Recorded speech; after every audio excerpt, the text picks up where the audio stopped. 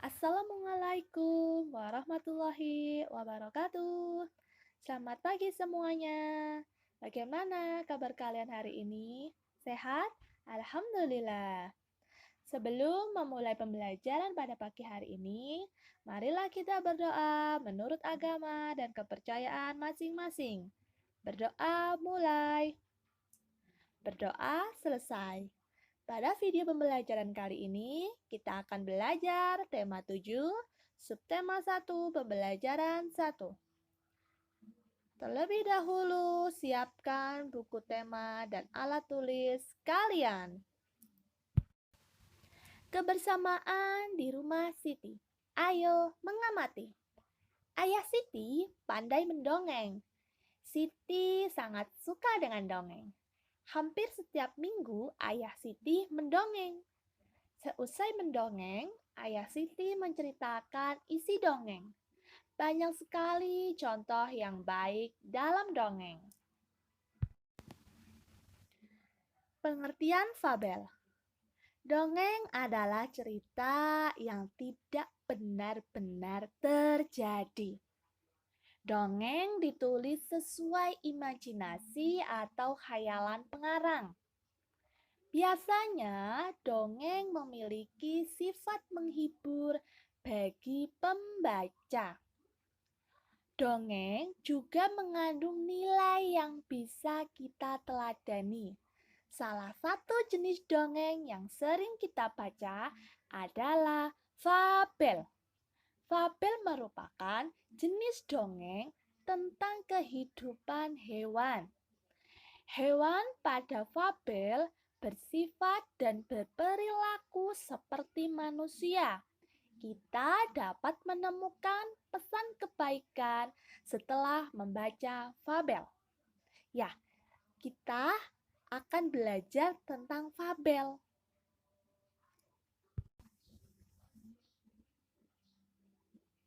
Ayo bercerita.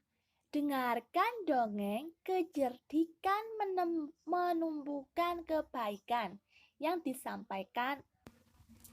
Menjawab pertanyaan sesuai isi fabel. Kita sudah mengetahui pengertian fabel. Kali ini kita akan menyimak sebuah fabel. Sambil menyimak, kita pahami isi fabel. Ayo kita simak bersama fabel berikut ini. Ular dan tikus. Di sebuah gurun pasir, hiduplah ular dan tikus. Tikus terlihat sedang asyik memakan makanannya. Ular pun merasa iri melihat tikus memiliki makanan. Karena rasa iri tersebut, ular mengancam tikus. Ular mengatakan bahwa ia akan memangsa tikus. Namun, tikus tidak takut dengan ancaman ular. Hari telah gelap. Ular pun mendatangi tikus. Ular siap memangsa tikus yang sedang tidur. Ular berkata kepada tikus dengan berbisik, "Aku sudah siap untuk memangsamu, tikus." Mendengar bisikan itu, tikus pun terbangun. Tikus memutar otak agar tidak dimangsa oleh ular. Akhirnya, tikus membujuk ular agar tidak memangsanya.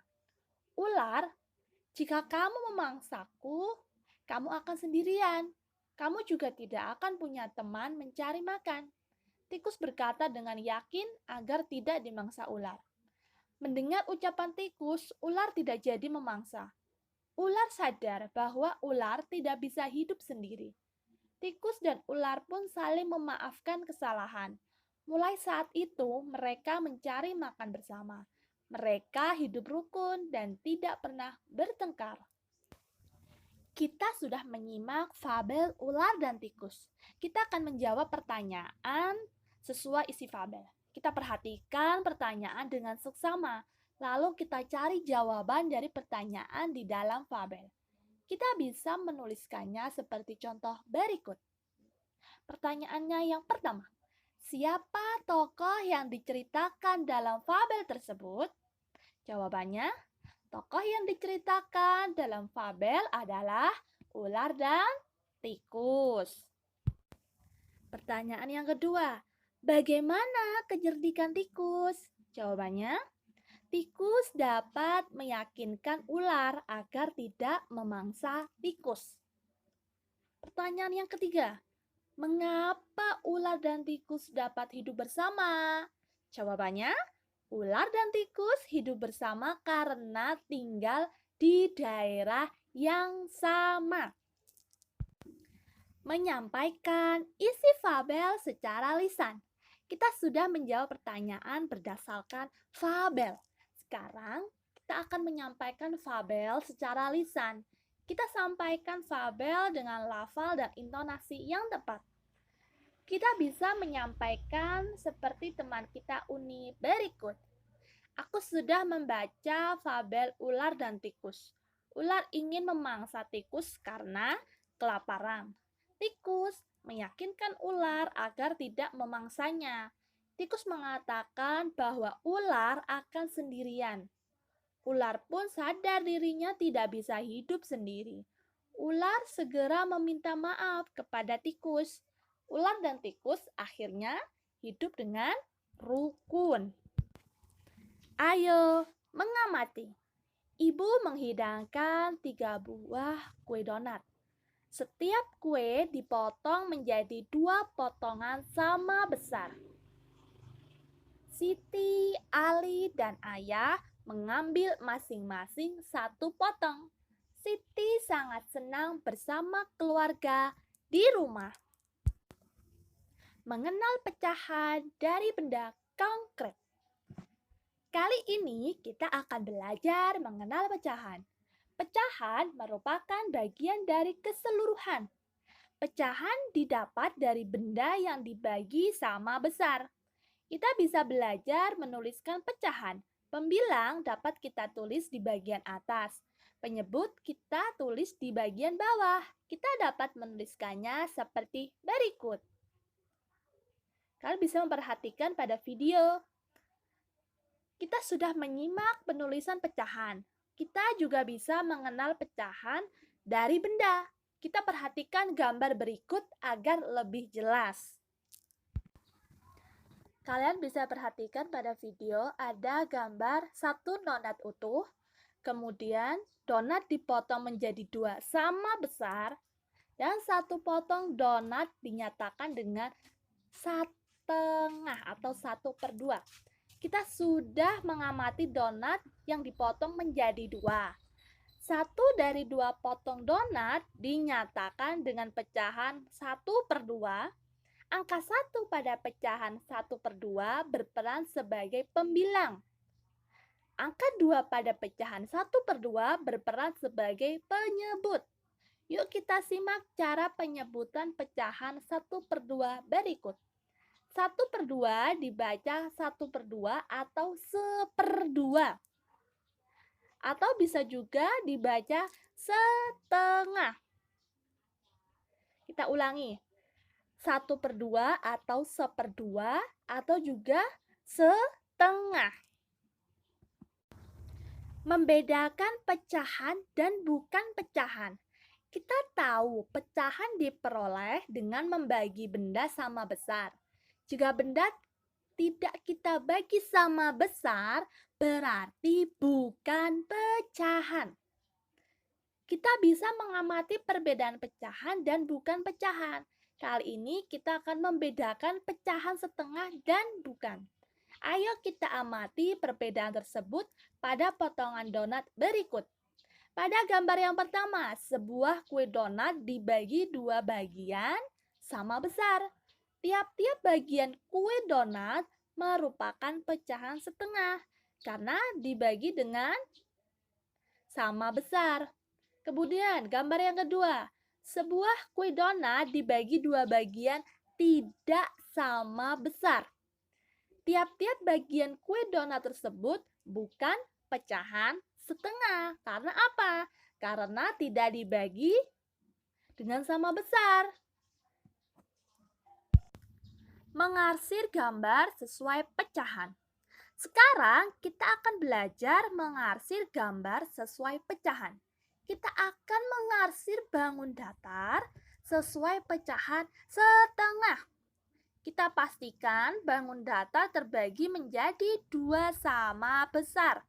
Lalu kita arsir salah satu bagian dari bangun datar tersebut. Agar lebih paham, ayo kita perhatikan contoh berikut. Untuk gambar yang pertama dan gambar berikutnya akan perhatikan semuanya dibagi menjadi dua bagian dan yang diarsir satu bagian dari masing-masing gambar.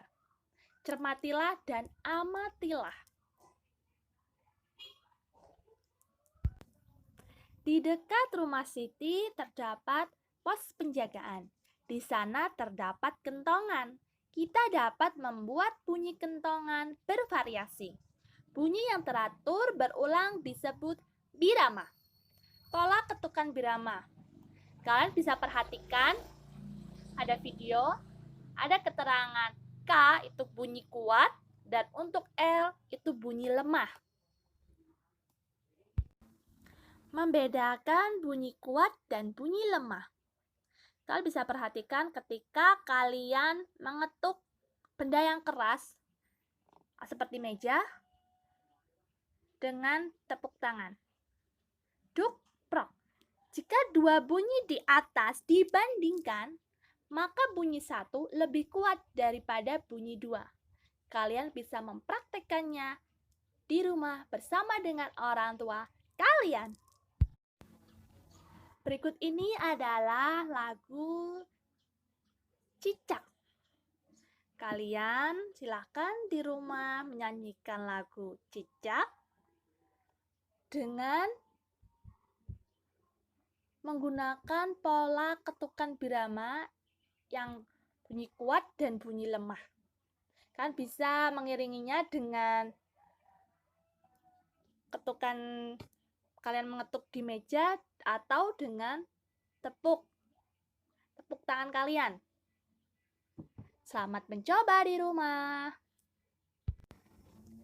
Demikianlah video pembelajaran kali ini. Semoga bermanfaat. Selalu jaga kesehatan kalian dengan tetap menjaga 3M. Mencuci tangan, menggunakan masker, dan menjaga jarak. Terima kasih. Wassalamualaikum warahmatullahi wabarakatuh.